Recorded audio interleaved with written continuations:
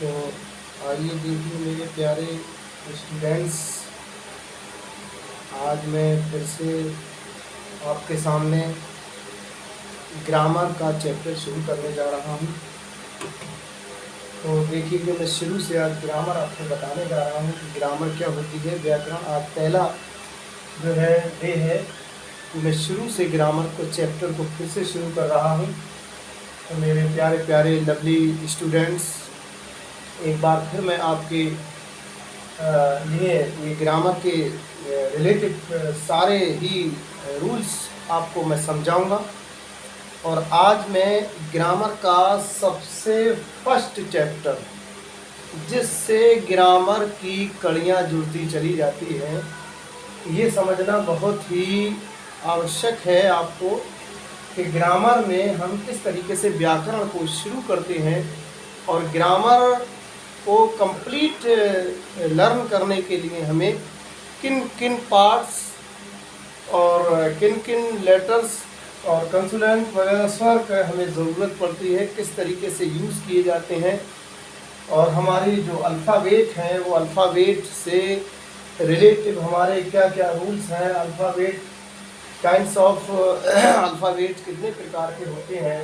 तो ये सारी चीज़ें ग्रामर में आज मैं आपको समझाऊंगा। तो देखिएगा, सबसे पहले हमारा जो प्रारंभिक नाम है ग्रामर, मतलब होता है व्याकरण। कि किसी भी चीज़ का जो ज्ञान होता है उसके लिए सर्वप्रथम व्याकरण का जो है पूरा हमें ज्ञान होना बहुत ही आवश्यक है। किसी भी सेंटेंस के लिए, किसी भी ग्रामर को, किसी भी भाषा को सही और सुलेख के साथ में लिखने के लिए हमें ग्रामर की ज़रूरत पड़ा करती है। तो मैं इसी से रिलेटेड आज को मैं आपकी ग्रामर, और वो भी इंग्लिश से रिलेटेड ग्रामर के बारे में आपको बताने जा रहा हूँ। बहुत ही प्यारी प्यारी आप लोगों की समातें हैं। आप लोग बहुत ही प्यार से मेरे यूट्यूब चैनल कमरुल हसन खान को देखते हैं, और मैं आपसे फिर से रिक्वेस्ट करता हूं आप लोगों से कि आप खुद स्वयं और अपने बच्चों के लिए इस मेरे channel YouTube channel Qamrul Khan study all subject पर ज़रूर जो है विज़िट करें और सब्सक्राइब करना ना भूलें। शेयर भी करते रहें आप लोग ज़्यादा से ज़्यादा। मैं आपसे यही कहना चाहूँगा कि मेरे चैनल को कामयाब करें, और आपकी जो हेल्प है मेरे लिए ये बहुत बड़े मायने रखती है। और आप मेरे इस चैनल को ज़्यादा से ज़्यादा शेयर करें और सब्सक्राइब भी कर दें और बेल आइकन का बटन दबाना ना भूलें। तो देखिएगा, मैं समझाने जा रहा हूँ ग्रामर। इसे हम कहते हैं व्याकरण। ये क्या कहलाता है? Elementary knowledge. यानी कि मैंने बताया, सही आ रहा है,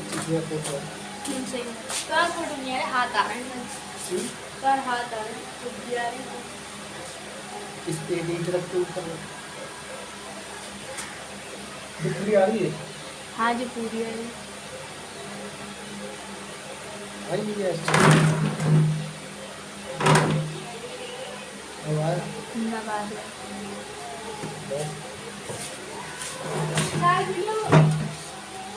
ये देखो, अब पूरा फोकस आप पढ़ नहीं रहा था आपका। तो मैंने बताया एलिमेंट्री नॉलेज प्रारंभिक ज्ञान होता है, और प्रारंभिक ज्ञान का, अब सही ओके आ रहा है, ये जो है नॉलेज होना हमें बहुत ज़रूरी होता है। तो प्रारंभिक ज्ञान हम किस तरीके से उसे अर्जित कर सकते हैं, और किसी भी ज्ञान को मुकम्मल तैयारी करने के लिए हमें उसकी जड़ें मजबूत होना चाहिए। तो ये जड़ें कैसे मजबूत होती हैं? कहते हैं, मिटा दे अपनी हस्ती को अगर कुछ मर्तबा चाहे, कि दाना खाक में मिलके गुले गुलजार होता है। तो हम आज इसी चीज़ को लेकर के आपके सामने पेश हुए हैं, और मैं ये समझता हूँ कि आप लोग बहुत ही ध्यान से मेरे इस YouTube channel Qamrul Hasan Khan study all subject के लिए ध्यान से देखते हैं। आप लोगों का बहुत बहुत प्यार देते हैं। आप लोगों का मैं शुक्रिया अदा करना चाहता हूँ। And I want to draw your attention 1 minute so that I say that you that the learning of English is very easy because आपको पूरा ज्ञान होना चाहिए। तो एलिमेंट्री नॉलेज जो होती है जिसे हम कहते हैं प्रारंभिक ज्ञान, ये प्रारंभिक ज्ञान हमारा क्या होता है, वो ग्रामर से ही हमें आता है।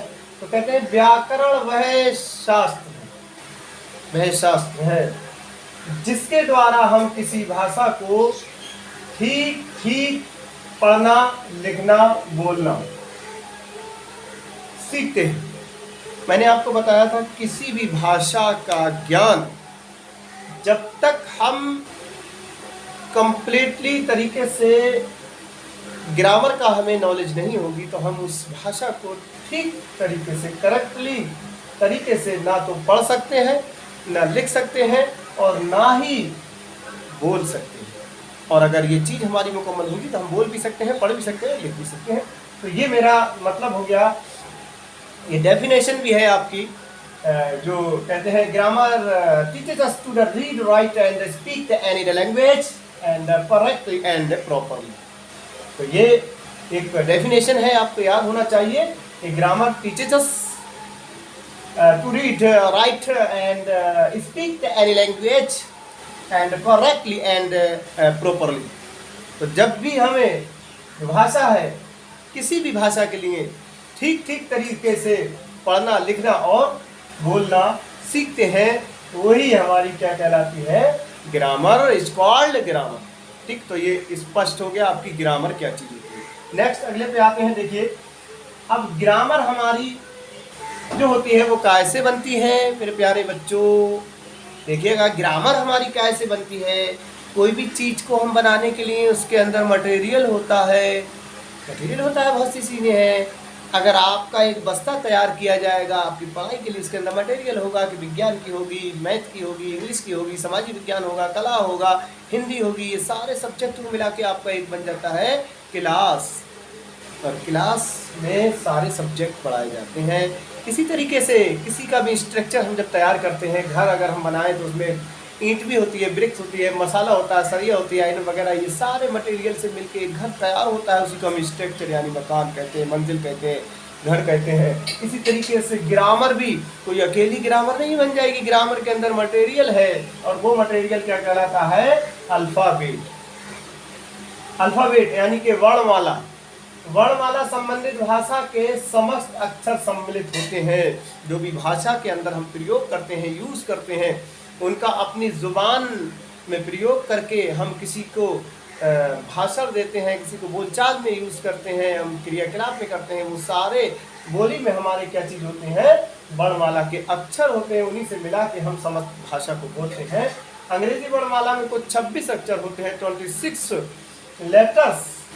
ठीक है, यानी कि alphabet of English has 26 letters. तो अल्फ़ाबेट के अंदर जो होते हैं 26 जो लेटर्स होते हैं। और नोट ये अक्षर निम्न दो प्रकार के होते हैं, दीज लेटर्स। ठीक है, दो प्रकार के होते हैं, टू काइंड्स। कौन कौन से? नंबर 1 होता है वॉवेल्स। वॉवेल्स बहुत इंपॉर्टेंट चीज़ है। वॉवेल्स यानी कि जो अक्षर किसी दूसरे की अक्षर की सहायता से के बिना बोले जाते हैं, जो किसी की सहायता नहीं लेते हैं, जो किसी से बोल के अपने आप को मिलाना नहीं चाहते हैं, वो अक्षर को हम कहते हैं वॉवेल्स। कई प्रकार के होते हैं वॉवेल? 5 प्रकार के होते हैं। A E I O U आप याद कर सकते हैं। A E I O U, A E I O U, A E I O U आप याद कर सकते हैं। बहुत इंपॉर्टेंट चीज़ है आपको, कि आगे आपके इंटर, बीए, एमए जितने भी आपके एग्ज़ाम हैं उनमें भी इन चीज़ों का प्रयोग होता है। और ये आपके डेफिनिट और इनडेफिनिट आर्टिकल के रूप में प्रयोग किए जाते हैं कि दा कहाँ लगता है, ए कहाँ लगता है, एन कहाँ प्रयोग होता है। तो इसी तरीके से जो वॉवेल का प्रयोग हमारा ए और एन के प्रयोग में एक के रूप में हम लगा सकते हैं, जो हमारे आगे तक काम आते हैं। तो ये ध्यान रखना क्या होते हैं, वॉवेल कितने प्रकार के होते हैं। How many kinds of the vowels in A E I O U. ठीक है, how many kinds the vowels A E I O U. The vowels kinds 5 kinds. ठीक है, तो ये हो गया हमारा, ये वॉवेल से अपना हो गया।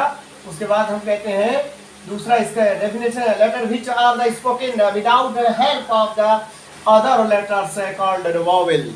ठीक है, यानी कि the letter which are spoken without the help of other letters called vowel. यानी अंग्रेजी भाषा में केवल 5 स्वर होते हैं, ये मैंने बता दिया, ए या यू यू, ये आपसे यहाँ पे देखते हैं।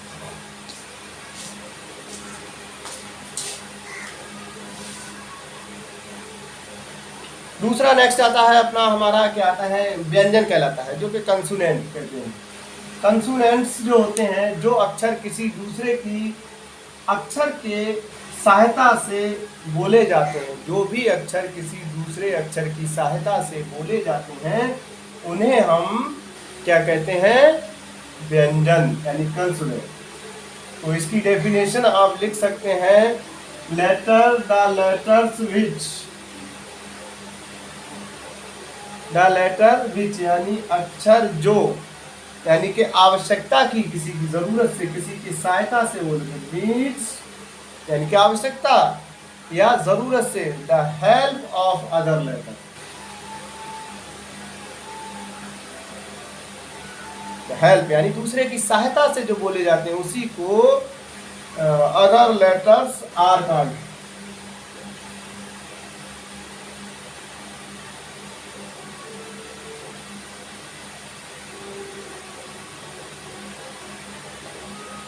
Are called consonant.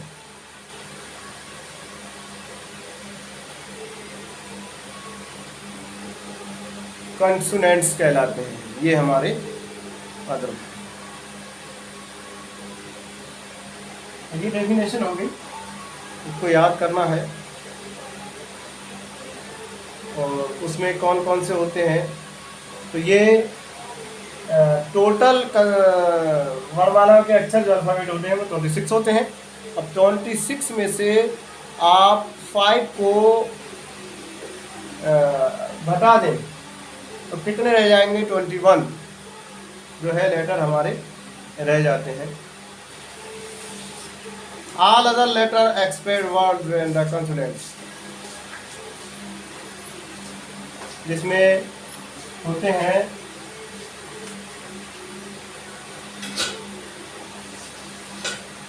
यानी कि ऑल अदर, वे सभी जो अक्षर होते हैं हमारे, ऑल अदर लेटर्स,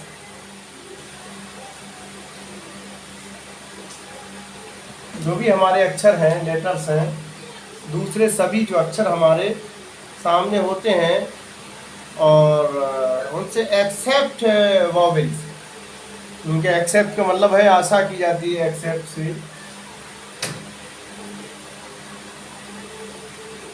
करके भी जो वॉवेल होते हैं,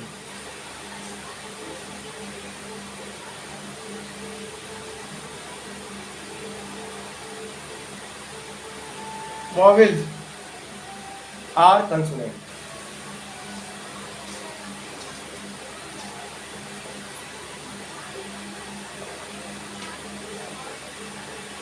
कौन कौन से होते हैं,